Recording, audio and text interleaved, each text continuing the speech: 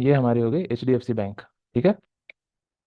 तो जैसे मैंने आपको बताया था कि बैंक कंपनी की वैल्यूएशन को डिसाइड करती है कि मैं कंपनी का क्या वैल्यूएशन लगाऊंगा।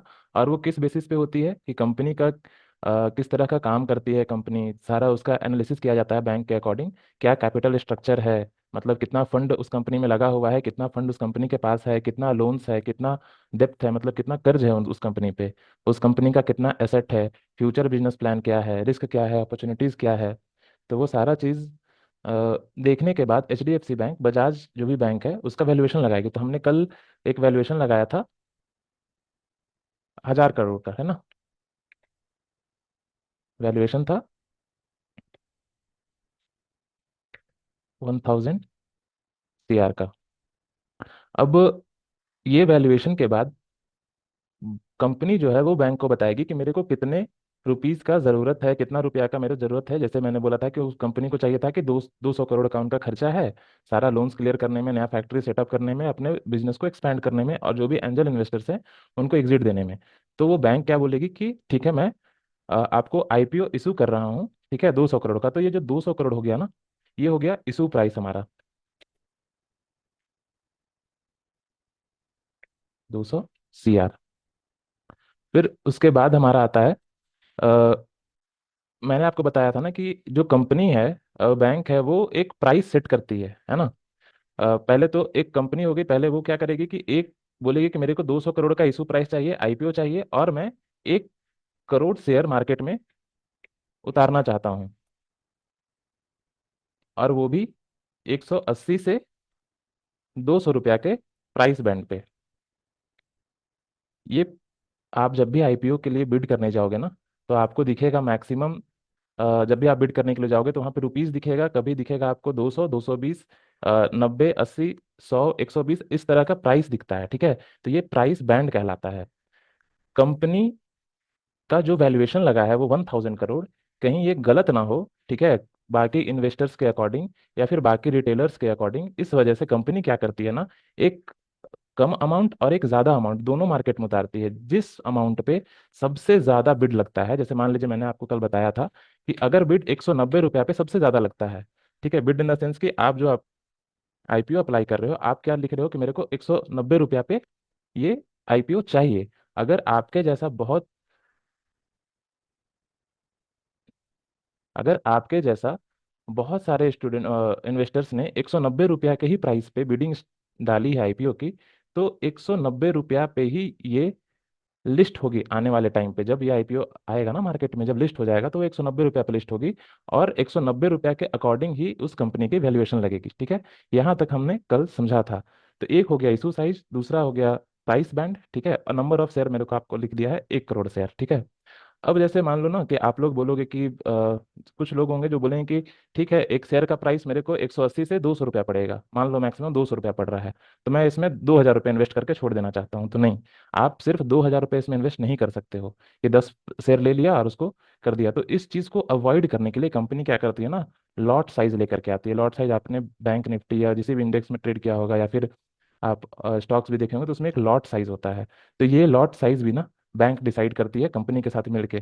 तो मान लो कि इस कंपनी ने डिसाइड किया कि मेरा लॉट साइज होगा 20। ठीक है। तो जब आप बाय करने के लिए जाओगे इस कंपनी के शेयर को, ठीक है, तो आपको 20 क्वांटिटी बाय करनी पड़ेगी। इसके मतलब क्या होगी, अगर मान लीजिए कि आपने 190 रुपया के पे बिड किया है, ठीक है, तो 190 रुपया गुने 20 रुपया, ठीक है, ये आपको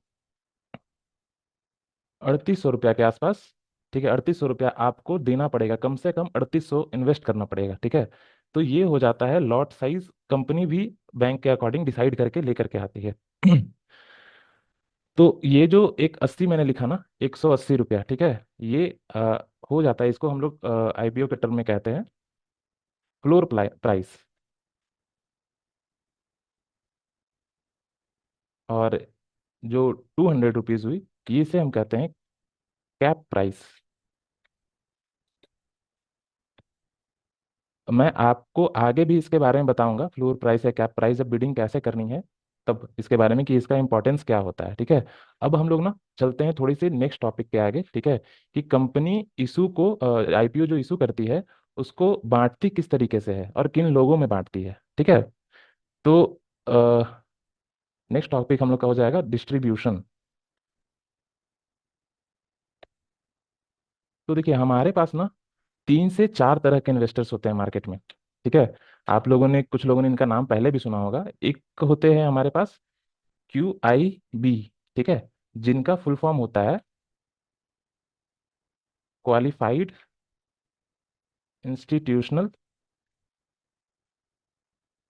बायर, ठीक है। ये होते हैं QIB। इनके अंदर किस किस तरह के बायर आते हैं वो मैं आपको अच्छे से समझाऊंगा, बट पहले हम समझ लेते हैं कितने तरह के बायर मार्केट में होते हैं, ठीक है। एक होते हैं QIB, फिर होते हैं हमारे नॉन इंस्टीट्यूशनल बायर, या फिर नॉन इंस्टीट्यूशनल इंडिविजुअल, ठीक है, NII, या फिर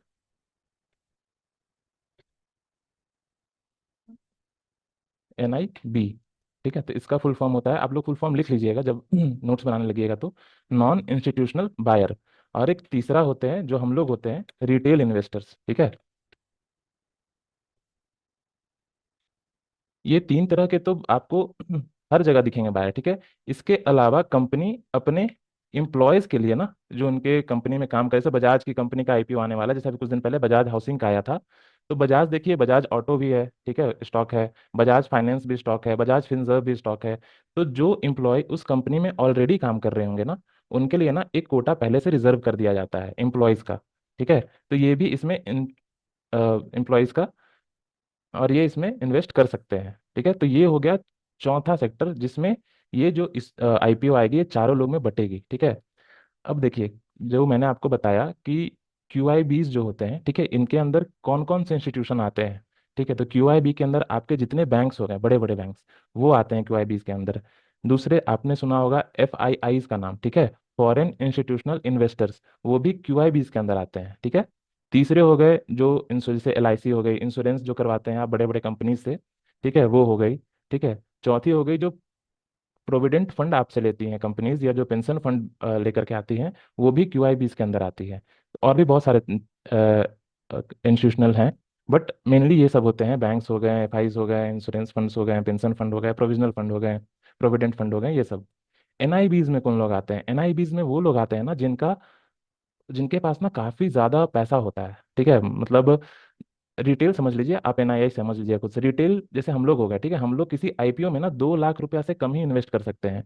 अगर मान लीजिए बजाज का जो भी IPO आने वाला है, आया हुआ है पहले, अगर वो मान लीजिए 20,000 रुपए का IPO है, एक IPO बिड करने में 20,000 लग रहा है, तो आप उसमें 2 लाख रुपया से कम का ही IPO बिड कर सकते हैं। अगर आप 2 लाख से कम में कर रहे हैं तो आप रिटेल इन्वेस्टर्स के अंडर में आइएगा। और अगर आप 2 लाख से ज़्यादा इन्वेस्ट कर रहे हैं तो वो NIB या फिर NII के अंडर में आइएगा। और जो ये एम्प्लॉयज़ होते हैं ना, ये लोग सर, हाँ बोलिए।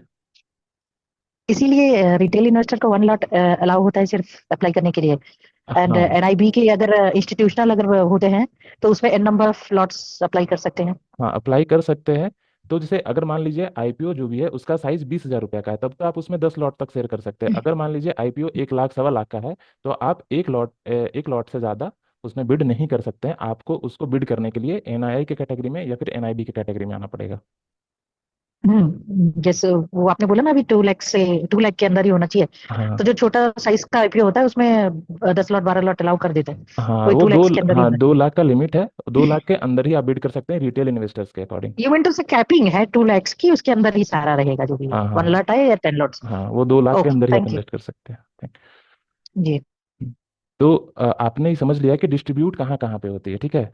आपको ये भी जानना जरूरी है, ठीक है, ये कि ये डिस्ट्रीब्यूशन में, ठीक है, QIB को, NIB को, रिटेल इन्वेस्टर को और एम्प्लॉयज को एक कोटा अलॉट किया जाता है, ठीक है। ऐसा नहीं है कि सारा का सारा शेयर आपको रिटेल इन्वेस्टर को मिल जाएगा, या NIB को मिल जाएगा, या QIBs को मिल जाएगा, नहीं। इनके लिए ना एक कोटा रखा गया है। जैसे आज के इंडियन मार्केट के अकॉर्डिंग मोस्टली जो IPOs आती है ना, तो QIB को 50%, ठीक है, ये जो QIB हुए ना, इन्हें 50% तक के शेयर्स अलॉट किए जाते हैं, ठीक है। ये जो है 50% इनको जाता है।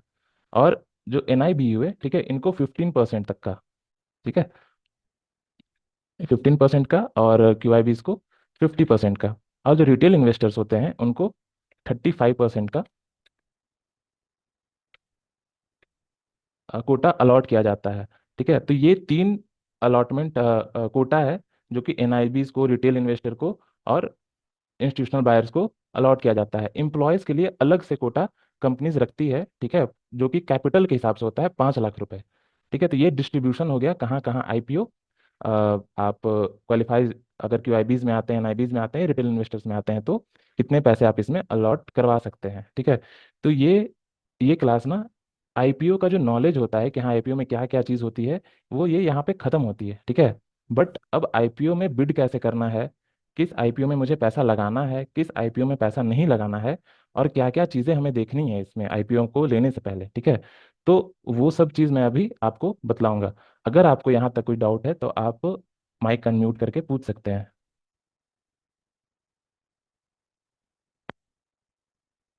या फिर हैंड रेज कर सकते हैं अगर कोई डाउट है तो। चलिए ठीक है, किसी का हैंड रेज नहीं हुआ है तो हम आगे बढ़ते हैं। ठीक है, तो मैं अभी आपको ना 10 पॉइंट बताने जा रहा हूँ। ठीक है, आप अगर नोटपैड लेकर के बैठे हुए हो, कॉपी पेन आपके पास है, तो आप इस 10 पॉइंट को नोट डाउन कर लीजिएगा। आपको ये आईपीओ के बिड करने के टाइम ना हेल्प आएगी।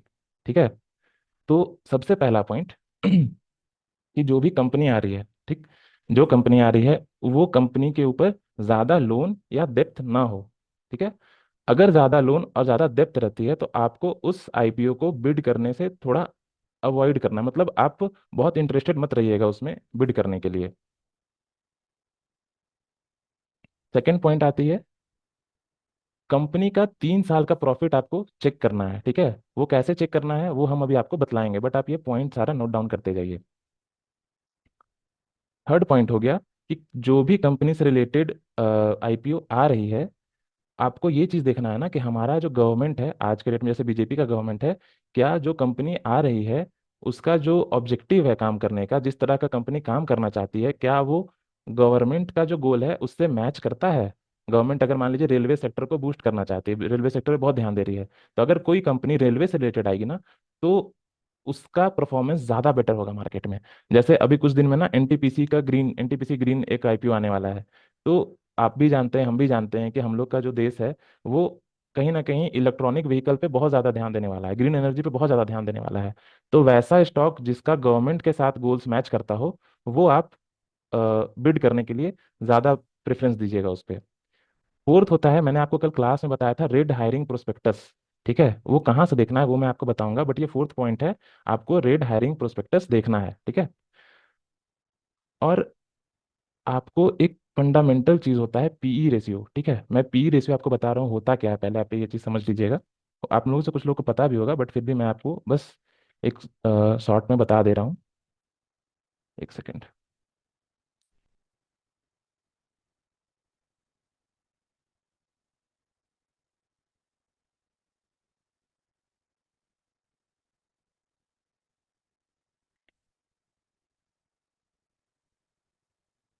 पीई रेशियो, ठीक है,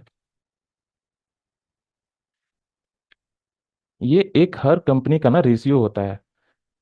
आप जब भी किसी स्टॉक को जाओगे देखने के लिए, जैसे मैं आपको दिखा रहा हूँ यहाँ पे, आप जैसे जीरोधा में जाओ, जैसे मान लो टाटा मोटर्स है, ठीक है, तो आप जब ये तीन डॉट पे क्लिक करोगे तो यहाँ पे फंडामेंटल आता है। ठीक है, फंडामेंटल पे आप क्लिक करना, आपको यहाँ पे सबसे पहला कॉलम आपको दिख रहा होगा पी रेशियो का आता है। आपको ये चेक करना है जिस कंपनी का पी रेशियो आ रहा है। ठीक है, जैसे मान लीजिए कि अभी आने वाला है आपका हुंडई मोटर्स का, आप सुन रहे होंगे आईपीओ आने वाला है, तो आपको ये मैच करना है कि जिस कंपनी का आईपीओ आ रहा है, क्या उसकी कंपटीटर कंपनी का भी कोई स्टॉक मार्केट में लिस्टेड है। जैसे हुंडई का कंपटीशन क्या होगा, टाटा मोटर्स होंगे या फिर महिंद्रा एंड महिंद्रा होंगे, जो भी कंपनीज क्या वो लिस्टेड है।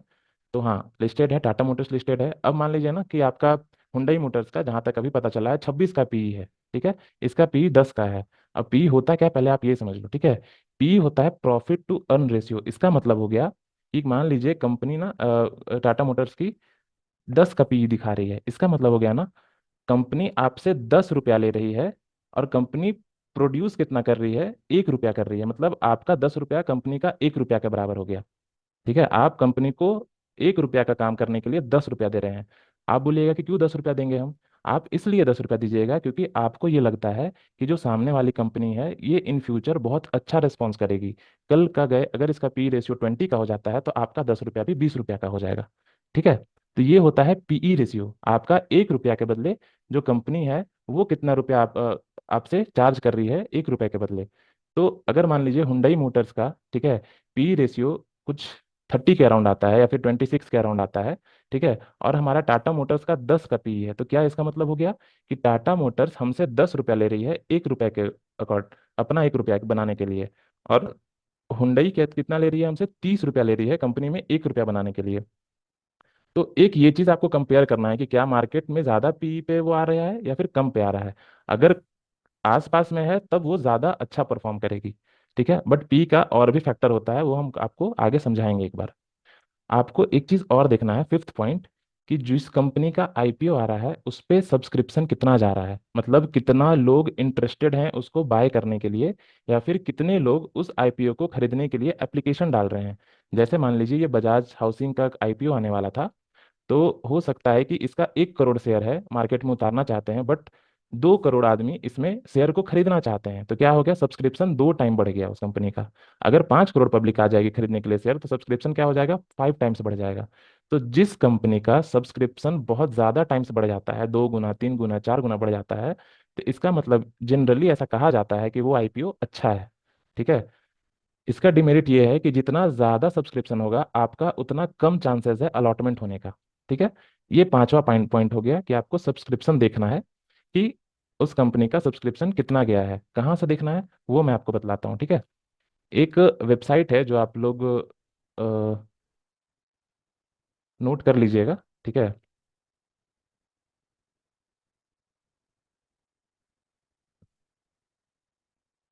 investorsgain.com। ठीक है। ये जो वेबसाइट है ना, जो भी मार्केट, वेबसाइट शायद काम नहीं कर रही है अभी, ये वेबसाइट अभी खुल नहीं रही है, बट आप इसको लिख लीजिएगा। इन्वेस्टर्स गेन करके एक वेबसाइट है, इसके ऊपर आपको दिख जाता है कि कंपनी का क्या सब्सक्रिप्शन चल रहा है, और यहाँ पे जो जीएमपी लिखा हुआ है ना, ये भी मैं आपको बताऊंगा अभी कि जीएमपी होती क्या है, ग्रे मार्केट प्रीमियम। तो सब्सक्रिप्शन कितना है, मार्केट का जीएमपी कितना है, ये भी आपको इस साइट पे आकर के चेक करना है। ठीक है। सेवेंथ पॉइंट है कि जो कंपनी है उसका डिटेल्स आपको चेक करना है। वो डिटेल्स आपको कहाँ मिलेगी, जैसे मान लो आपकी एक एनएससी का साइट है, ठीक है, एनएससी का साइट हम ओपन किए, यहाँ पे एक सेक्शन आता है आईपीओ। ठीक है। आप इस आईपीओ पे जाना, तो जो भी करंट आईपीओ आने वाले हैं ना मार्केट में, उसका नाम आपको दिखेगा यहाँ पे, कंपनी नेम, और किस टाइप का वो आईपीओ लेकर, जैसे अभी मैंने आपको बताया ना डेप्थ, यहाँ पर डेप्थ का डेप्थ क्लियर करने के लिए ये आईपीओ लेकर के आ रहे हैं। तो आपको इस आईपीओ को ना अवॉइड करना है। देखिए अभी क्या हो रहा है ना, पिछला 2-3 महीना या फिर 5 साल, 1 साल से कोई भी आईपीओ आ रहा है ना, तो उसका सब्सक्रिप्शन बहुत ज्यादा हो रहा है। अगर 1 करोड़ का शेयर आ रहा है मार्केट में, तो 5 करोड़ आदमी पहुंच जा रहे हैं उसको खरीदने के लिए। तो इस वजह से क्या हो रहा है ना कि वो आईपीओ का प्राइस अगर 190 रुपया पे कंपनी लेकर के आ रही है, तो बहुत ज्यादा सब्सक्रिप्शन होने की वजह से उसका लिस्टिंग हो रहा है 250 रुपया पे। अब ये लिस्टिंग क्या होता है, जिस प्राइस पे आईपीओ, मान लीजिए अभी मैंने आपको बताया ना कि 180 या 200 रुपया ये हमारा प्राइस बैंड है, तो मैक्सिमम प्राइस क्या कंपनी सोच रही है कि 200 रुपया तक ही हम रखेंगे अपना एक शेयर का रेट। बट अगर बहुत ज़्यादा सब्सक्रिप्शन आ जाता है ना, तो ये रेट 200 रुपया से बढ़ के हो सकता है कि 250 रुपया हो जाए। अगर कंपनी का लिस्टिंग 250 रुपया पे होता है, तो वो 250 रुपया ना लिस्टिंग प्राइस हो जाता है। और जितना परसेंट गेन आपको हुआ उस प्राइस पे आने पे, उसे हम लोग कहते हैं लिस्टिंग गेन। ठीक है, ये दो टर्म छूट गया था, तो ये आप समझ लीजिएगा। तो आपको एनएससी या बीएससी के साइट पे जा करके आप कंपनी का डिटेल्स चेक कर सकते हैं। ठीक है। फिर आपको, मैंने आपको बताया था ना कि ये जो बजाज कंपनी है किस बैंक के थ्रू आईपीओ लेके आ रही है, ये भी आपको चेक करना होगा। तो ये कहाँ चेक होगा, मैंने अभी आपको बताने से, मान लीजिए कंपनी का नेम, हम गए यहाँ पे, ठीक है, इश्यूर इन्फॉर्मेशन यहाँ पे दिख रहा होगा आपको, यहाँ पे गए, ठीक है, यहाँ पे आपको दिख जाएगा स्पॉन्सर बैंक, यहाँ पे क्या है, स्पॉन्सर बैंक है, ये दिख जाएगा आपको कोटक महिंद्रा बैंक लिमिटेड। ठीक है। तो कोटक बैंक भी अच्छा मार्केट कैप का है। तो इससे हम ये समझ सकते हैं ना कि जो भी ये कंपनी आईपीओ लेकर के आ रही है, ये एक अच्छे बैंक के कंसल्टेशन से आईपीओ लेकर के आ रही है। तो ये भी एक अच्छा फैक्टर होता है आईपीओ को फिल्टर करने का। ठीक है। और आपको ये भी देखना है मार्केट में, जो हमारा एट्थ पॉइंट है, कि मान लीजिए कि हुंडई मोटर्स का जो आईपीओ आने वाला है, ठीक है, उसका कंपटीशन मार्केट में क्या क्या है, जैसे टाटा मोटर्स हो गया, महिंद्रा एंड महिंद्रा हो गया। ठीक है। अब आपको देखना है कि इस टाइम पीरियड में, ठीक है, महिंद्रा एंड महिंद्रा और टाटा मोटर्स कैसा वर्क कर रहे हैं। अगर उनका प्रॉफिट बहुत अच्छा चल रहा है और हुंडई का भी प्रॉफिट अच्छा चल रहा है तो आप उस कंपनी में बिड कर सकते हैं। ये भी एक क्राइटेरिया होती है। ठीक है। नाइन्थ पॉइंट है, आप जब भी आईपीओ के लिए बिड करने जाइएगा ना, तो आप कभी भी, अगर 180 से 200 रुपया प्राइस प्राइस बैंड है, तो आप कभी भी ये मत कीजिएगा कि 180 रुपया पे आप एक लॉट खरीद रहे हैं। ठीक है। आप हमेशा मैक्सिमम प्राइस पे खरीदिएगा। क्यों, मैं आपको इसका रीजन बता रहा हूँ। 200 रुपया पे या फिर 195 रुपया पे, 196 रुपया पे, इस पे बिड कीजिएगा आप। देखिए एक्चुअल में होता क्या है ना कि 180 से 200 रुपया में, ठीक है, अब मैंने आपको बोला ना कि जैसे बहुत सारे लोग क्या करेंगे कि 190 रुपया पे बिड करेंगे। ठीक है। अगर मैक्सिमम लोग ने 190 रुपया पे बिड किया है, ठीक है, और आपने क्या डाल दिया है, आपने डाल दिया 185, ठीक है, या फिर 180 डाल दिया है, तो आपका आईपीओ अलॉट नहीं होगा। ठीक है। अगर आप 180 185 पे करते हैं तो आपका आईपीओ अलॉट नहीं होगा। इसी वजह से आप क्या कीजिएगा, अगर 200 रुपया है, ठीक है, तो 200 रुपया पे, या फिर 199 198 196, मतलब जितना मैक्सिमम हो सके आप अपने कैपिटल के अकॉर्डिंग ये डिसाइड कीजिएगा और मैक्सिमम पे बिड कीजिएगा, ताकि अगर मान लीजिए कि 190 पे आ रही है या फिर 195 पे आ रहा है, तो आपको अलॉटमेंट होने का चांसेस ज़्यादा रहेगा उस चीज़ से। ठीक है। सर प्राइस एडिट का ऑप्शन आता है? मेरे साथ तो ऐसा नहीं है कभी भी। प्राइस इसलिए तो मैं आपको बता रहा हूँ ना कि आपको पहले डिसाइड करना पड़ेगा ये चीज़। ऐसा नहीं कि आप एप्लीकेशन देने जा रहे हो, आप पहले एक बार अप्लाई कर दिए फिर दोबारा, और आपको एक आईपीओ अप्लाई करना है ना, तो आपको पहले से प्रिपरेशन करना पड़ेगा। ठीक है। आप बार बार एक आईपीओ में एप्लीकेशन डालोगे ना तो वो रिजेक्ट कर दिया जाता है। ठीक है। तो आप तुरंत जब, रिजेक्ट हो जाता है हाँ, टाइम। तो आप जब अप्लाई करने जा रहे हो तो उस टाइम आपको डिसाइड करना पड़ेगा कि आपको किस प्राइस पे लेना है। मेरे मैं अकॉर्डिंग वही तो आपसे कह रही हूँ कि प्राइस एडिट का ऑप्शन नहीं आता जब अप्लाई करते हैं ना। आपको तो एडिट वहां क्यों पे करना है, आप पहले ही डाल हाँ, तो दीजिए दस रेंज एक रुपया लिखी होती है ना। हाँ। नहीं, रेंज एक लिखी, जैसे सपोज दैट 180 टू 200। हम्म, तो दो 20 रुपए का वेरिएंस है। उसी के अंदर वो कौन से मैक्सिमम प्राइस पे लेता है, आई डोंट नो। कैलकुलेशन करो तो मैक्सिमम वाले का हिसाब से पेमेंट जो है ब्लॉक होती है अकाउंट हाँ, में। तो आपको भी यही ट्राई करना है कि जो मैक्सिमम प्राइस बैंड आ रहा है ना, मैक्सिमम पे उस पे ही बिड कीजिए। ठीक है। क्योंकि हाँ, बाद में एडिट भी नहीं होगी वो, और अगर एक वो बार आपने, लेता ही मैक्सिमम पे है, ऑटोमेटिक मैक्सिमम पे ही लेता है सर, मैं यही तो कह रही हूँ। देखिए रिटेलर्स के लिए अगर मान लीजिए ना कि नहीं, मैं, उसमें दोनों ऑप्शन रहता है, कट ऑफ प्राइस भी डाल सकते हैं आप। हाँ वही चीज़ हम कट बता ऑफ रहे प्राइस हैं। जो है, उसको आप सही बोल रहे हैं, कट ऑफ प्राइस में डालेंगे तो मैक्सिमम मिलेगा। अगर उसको हम कट ऑफ प्राइस को ऑफ करते हैं तो फिर वो आप उसमें डाटा डाल सकते हैं कि 180 डालना है, 170 डालना है, जो भी। हाँ, तो हाँ, ये हो सकता है, ये हो सकता है, यस। वो आगे हम इलेबोरेट करेंगे जब हम आपको बताएंगे कि कहाँ से आईपीओ लेना है, किस तरीके से लेना है। तो अभी सिर्फ आप ये पॉइंट को नोट डाउन कर लीजिए, क्योंकि ये सब फैक्टर होते हैं जो बहुत लोग को नहीं पता है। ठीक है। तो ये हेल्प करेगा। ठीक है। तो ये 10 पॉइंट थे। ठीक है। और हाँ, एक और इम्पॉर्टेंट पॉइंट, जैसे मैंने आपको बताया ना कि बजाज का कोई आईपीओ आने वाला है, अगर इससे रिलेटेड, जैसे बजाज ऑटो हो गया या बजाज फाइनेंस हो गया, इससे रिलेटेड एक स्टॉक आपके पास पहले से आप बाय करके रखिएगा ना, तो वो आपको एक अलॉटमेंट का पॉसिबिलिटी ज़्यादा बन जाता है कि आपको आने वाला आईपीओ मिल सकता है। तो जिस कंपनी का आईपीओ आ रहा है, अगर उसी कंपनी का कोई और कंपनी, ठीक है, मतलब कोई और ब्रांच, ठीक है, अगर उसका स्टॉक पहले से लिस्टेड है एनएसई में, तो आपको उसमें एक क्वांटिटी कम से कम बाय करके रखनी है आईपीओ से पहले। ठीक है। तो ये 10 पॉइंट है, आप जिसको आप नोट डाउन कर लीजिएगा, रिकॉर्डेड वीडियोस मिलेगा उसके बाद भी। इससे आपका आईपीओ अलॉट होने का चांसेस बढ़ जाएगा। ठीक है। अब हम आपको बताते हैं ना कि आपको कंपनी का डिटेल्स कैसे चेक करना है और आप कैसे अप्लाई कर सकते हो आईपीओ में, वो चीज़। तो देखो जैसे मेरे पास जीरोधा है, ठीक है, तो मैं अभी ये बिड सेक्शन में गया यहाँ पे, है ना, आपके पास ऊपर में दिखेगा बिड सेक्शन। आप उस पे जैसे अभी अप्लाई करने के लिए आ रहा है प्रानिक के ऊपर। ठीक है। ये कंपनी तो चलिए आप बहुत लोग नहीं जानते होंगे, बट यहाँ नीचे आइएगा तो आपको दिखेगा व्यू अपकमिंग आईपीओ, है ना, यहाँ पे सारा दिखेगा कि आने वाला कौन कौन सा आईपीओ है। ठीक है। जैसे हुंडई के बारे में, ठीक है, तो आप यहाँ पे टैप कीजिएगा, तो आपको इस कंपनी का ना डिटेल्स मिलेगा यहाँ पे कि हुंडई मोटर्स करती क्या है। जैसे आपको इसके बारे में पता है तो आपको बहुत लोग, चलिए ठीक है, इसके बारे में जानना, लेकिन वैसा कंपनी इसके बारे में नहीं पता है, आप यहाँ से डिटेल्स उठा सकते हैं कि हुंडई मोटर्स काम क्या करती है। ठीक है। और सबसे इंपॉर्टेंट चीज जो मैं आपको बताया था ना, 3 साल का डेटा कलेक्ट करना। ठीक है। तो ये वो डेटा है जो आपको यहाँ पे सामने दिख जाएगा। पहला चीज है, देखिए ये बार हमको दिखाता है कि उस कंपनी के पास कितना एसेट है, मतलब प्रॉपर्टी कितना है उसके पास, सामान कितना है। ठीक है। तो 2022 में मार्च में, जो फाइनेंशियल ईयर होता है, इनके पास 28,000 करोड़ की एसेट थी। फिर 2023 में क्या हो गई, 34,000 करोड़ की। फिर 2024 में हो गई 26,000 करोड़ की। और ये अभी जस्ट एक 3 महीने 4 महीने, क्योंकि आईपीओ आने वाला है, तो ये अपनी कंपनी ने अभी तक का क्या एसेट है वो दिखाया है। उसी तरह से रेवेन्यू कितना जनरेट कर रही थी 2022 में, 47,000 करोड़। फिर 2023 में 61,000 करोड़, 2024 में 71,000 करोड़। तो रेवेन्यू भी बढ़ रहा है। अब ये देखना है कि प्रॉफिट कितना है, ये बार आपको दिखाएगा प्रॉफिट। 2,900 करोड़ 2022 में, 4,000 करोड़ 2023 में, अभी तक का मार्च में 6,000 करोड़ का प्रॉफिट किया था। तो इससे हमें ये समझ में आ गया कि ये कंपनी जो है ना, प्रॉफिट मेकिंग कंपनी है। ठीक है। देखिए आईपीओ में ना दो तरह के लोग आते हैं आईपीओ बिड करने के लिए। एक आते हैं जो लिस्टिंग के बाद अपना पोजीशन स्क्वायर ऑफ कर लेते हैं, और एक होते हैं जो उसको लॉन्ग टर्म के लिए कंसीडर करते हैं। क्योंकि मार्केट में तो अभी मैनिपुलेशन चल रहा है बहुत ज़्यादा सब्सक्रिप्शन की वजह से, कि 100 रुपया का आईपीओ है, 200 पे लिस्ट हो रहा है, तो बहुत लोग उसको बेच करके 1-2 दिन बाद निकल जा रहे हैं, इस वजह से मार्केट फॉल हो जा रहा है।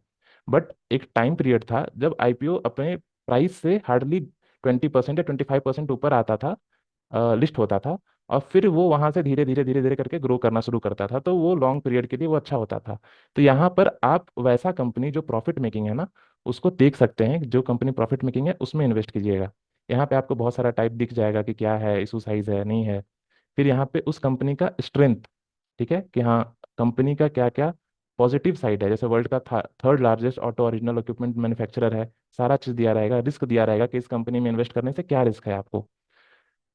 जीरोधा जो लोग यूज करते हैं, आप लोग यहाँ से इसको देख सकते हैं। ठीक है। अगर आपके पास एंजल का अकाउंट है तो आप एंजल के होम सेगमेंट में आकर के आईपीओ में देखिएगा। ठीक है। आईपीओ में आपको दिखेगा अपकमिंग आईपीओ में हुंडई मोटर्स मान लीजिए दिख रहा है, जैसे वहाँ पे देखें हम लोग। तो इसमें भी सेम चीज़ आपको दिखेगा कि लॉट साइज कितना है। इसमें थोड़ा डिटेल में अच्छे से दिया हुआ है क्या है नहीं है। लॉट साइज 7 शेयर का है ना।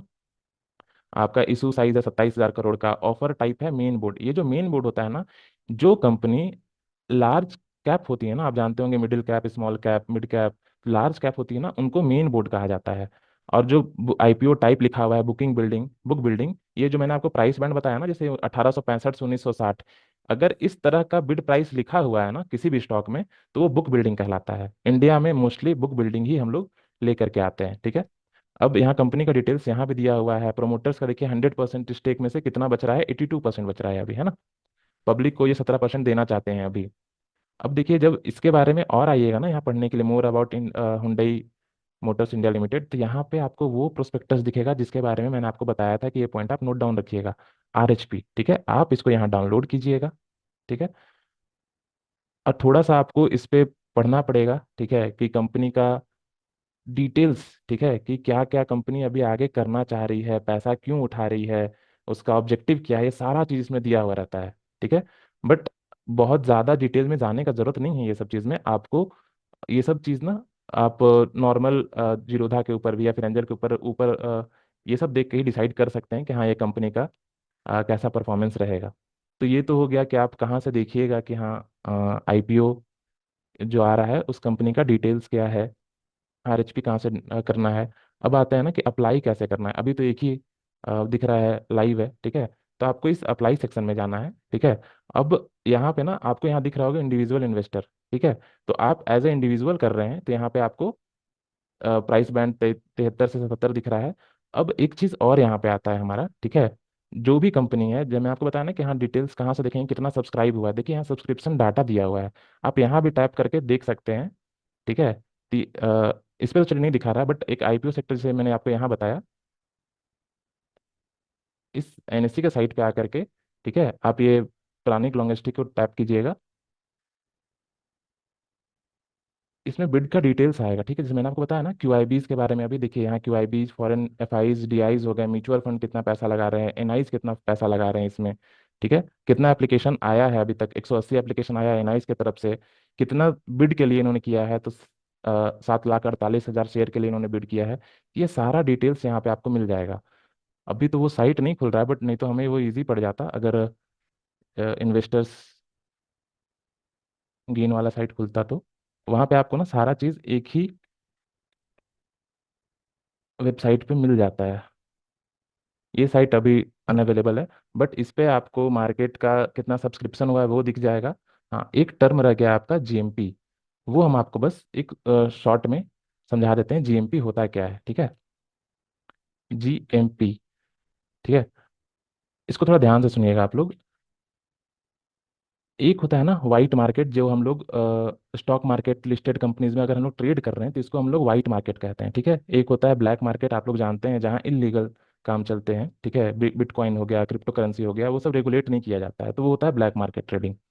उनके बीच में ये आता है जीएमपी, ठीक है। इसका फुल फॉर्म होता है ग्रे मार्केट प्रीमियम, ठीक है।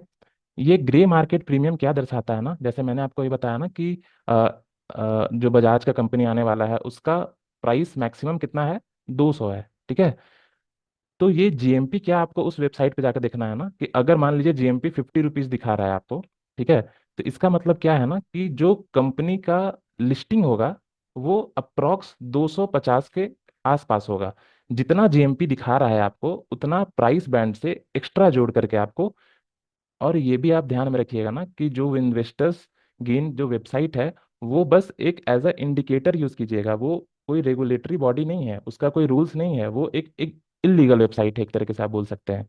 आप बस उस पे जाकर देख सकते हैं कि हाँ जीएमपी क्या चल रहा है या तो फिर सब्सक्रिप्शन क्या आया है मार्केट में। हमारा टाइम 1 मिनट में खत्म हो जाएगा, बाकी हम कल ये टॉपिक को फिर से कवर कर